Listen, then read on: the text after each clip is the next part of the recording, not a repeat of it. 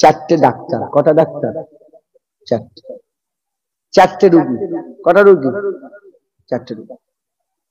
চারজনেরই মাথা যন্ত্রণা হয়। চারজনের কি হচ্ছে? আরে এরকম রোগ হয় না, হয় না? একই রোগ চারজনের হয়েছে, একই রোগ চারজনের হয়েছে, চারটে পাতি ডাক্তারের কাছে গেছে। কটা গেছে? পাতি ডাক্তার। চারটে পাতি ডাক্তার একই ওষুধ দেবে, প্যারাসিটামল খাও। চারজন রুগী, চারজনেরই মাথা যন্ত্রণা হচ্ছে, চারটে পাতি ডাক্তারের কাছে গেছে, চারটে পাতি ডাক্তার চারজনকে একই রোগ ওষুধ দিবে, কি? প্যারাসিটামল। কথা হিসাবে যাও। কিন্তু ওই চারটে রুগী যদি ভালো লোক ডাক্তারের কাছে যায়, পাস করা ডাক্তার, এমবিবিএস ডাক্তার, ও কিন্তু চারজনকে প্যারাসিটামল দেবে না, চারজনকে আলাদা আলাদা ওষুধ দেবে। কেন? প্রশ্ন জাগবে, কেন? পাতি ডাক্তাররা রোগ দেখে ওষুধ দেয়, মাথা যন্ত্রণা হচ্ছে ওটা দেখে ওষুধ দিল, আর ভালো ডাক্তাররা মাথা যন্ত্রণা দেখে ওষুধ দেয় না। কেন? মাথা যন্ত্রণা হচ্ছে ওটা দেখে ওষুধ দেয়।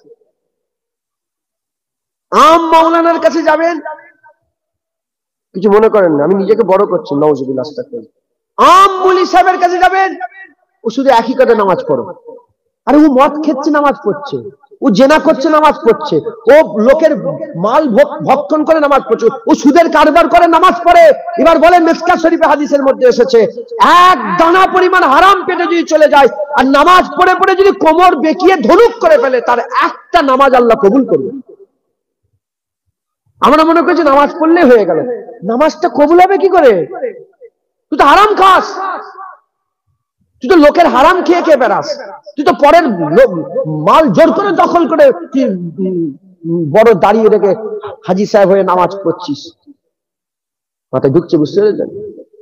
পাতি ডাক্তারের কাছে যাবেন, পাতি মুলি সাহেবের কাছে যাবেন, উসুল করে নামাজ পড়ো, শুধু নামাজ পড়ো, শুধু নামাজ পড়ো।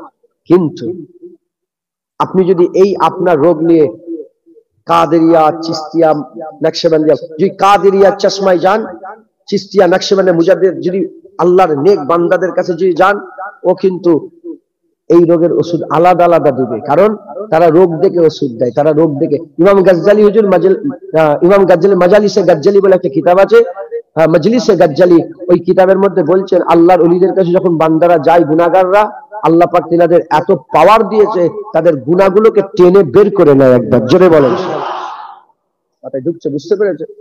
ভালো মানুষের কাছে গেলে ও সবাইকে এক ওজিফা দেয় না, আলাদা আলাদা ওজিফা দেয়। কথা ঠিক না? ঠিক বলে।